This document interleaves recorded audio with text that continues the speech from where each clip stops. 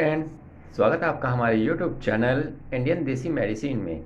दोस्तों, आज हम आपको बताएंगे खांसी से छुटकारा कैसे पाएं। अक्सर बदलते मौसम के कारण बच्चों को खांसी हो जाती है, बड़े बुजुर्गों को खांसी हो जाती है। खांसी एक ऐसा रोग है जिसके कारण ना तो बच्चे सो पाते हैं, ना ही कोई बुजुर्ग सो पाता है। खांसी जान निकाल देती है, बच्चों की भी और बड़े बुजुर्गों की भी। तो इस खांसी से आपने कैसे और किस प्रकार छुटकारा पाना है, वो भी छोटे से साधारण नुस्खे से अपने घर पर रहते हुए ही आप खांसी से छुटकारा पा सकते हैं। इस नुस्खे को आपने कैसे तैयार करना है, किस प्रकार तैयार करना है, कैसे इसका सेवन करना है, यह सब जानकारी हम आपको अपने इस वीडियो के जरिए यहाँ दे रहे हैं।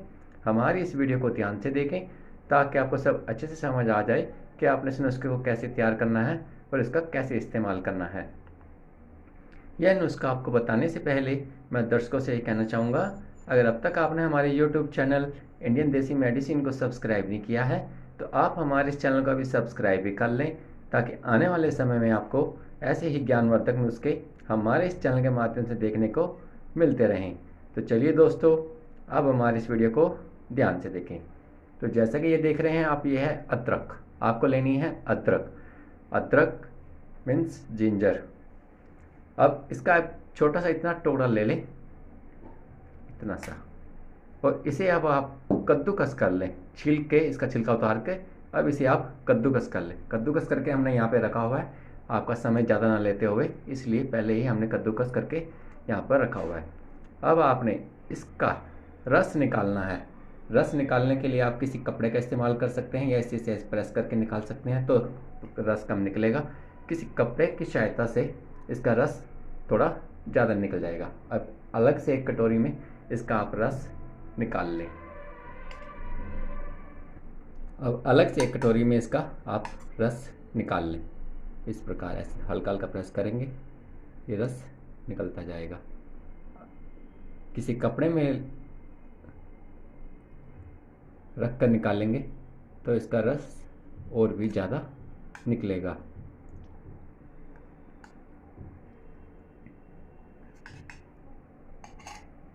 इसका रस निकालने के पश्चात अब आप 1 चम्मच शहद और आधा चम्मच आपने रस लेना है, सिर्फ इतना। अगर छोटा बच्चा है तो इतना रस लें अदरक का, अगर कोई बड़ा बच्चा है तो उसके लिए आप पूरा चम्मच भी ले सकते हैं। अब इसके अंदर आपने शहद मिक्स करना है। शहद की मात्रा आपने जो रखनी है इसके बराबर ही रखनी है। अगर बच्चे को थोड़ा कड़वा लग रहा है तो आप थोड़ा शहद और मिक्स कर सकते हैं।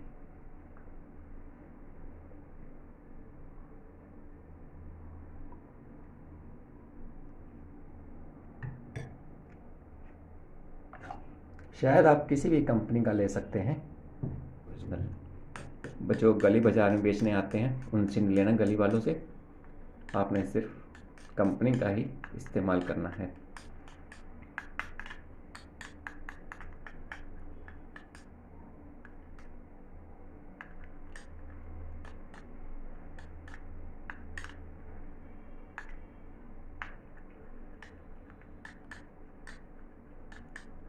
इसे अब अच्छे से मिक्स करने के पश्चात अब आप देखेंगे शहद और अदरक का रस अच्छे से मिक्स हो चुका है। इसे अभी हल्का सा और मिलाएंगे, फिर बिल्कुल अच्छे से मिक्स हो जाएगा।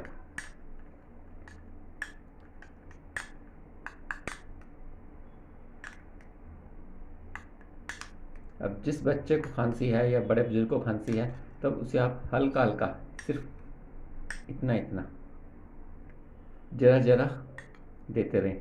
इस प्रकार ऐसे चम्मच की सहायता से या उंगली की सहायता से हल्का हल्का सीधा उनकी जीभ पर लगाना है आपने।